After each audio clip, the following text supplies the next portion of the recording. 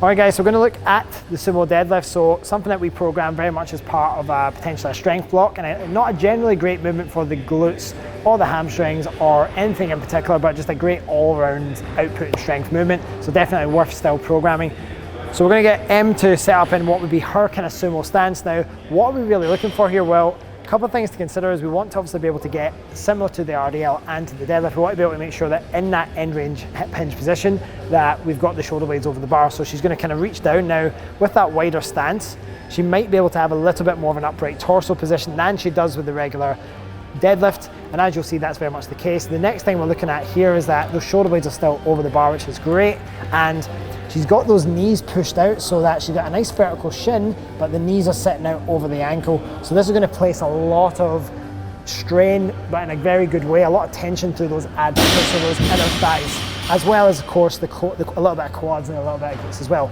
Now, before she lifts that, we're going to make sure that she takes the slack out of the bar first.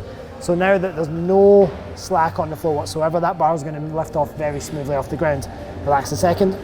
The next thing is that we're going to also make sure that we have got the quads under tension so that we're driving the floor away from us as we lift off. So to go through that again, slack out the bar, press the feet through the floor, tension on the quads, and then smoothly lift up off the floor. Great, and as she then lowers down, she's going to think about hip hinging all the way back. Hold there, and lift again. Good, hips are going to drive back, and then break at the knees just before you reach that end range hip flexion. Now, some of the mistakes we'll commonly see is the hips are going to show up way too early, too quick, like so, starting from too high a hip position. The other mistake people make is that they're almost too much like a squat.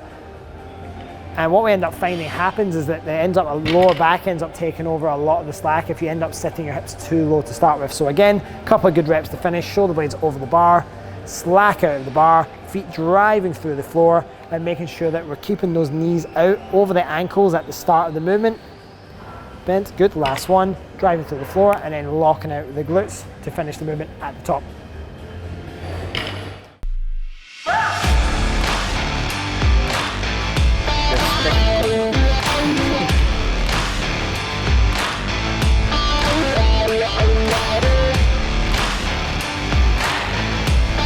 Two more from here.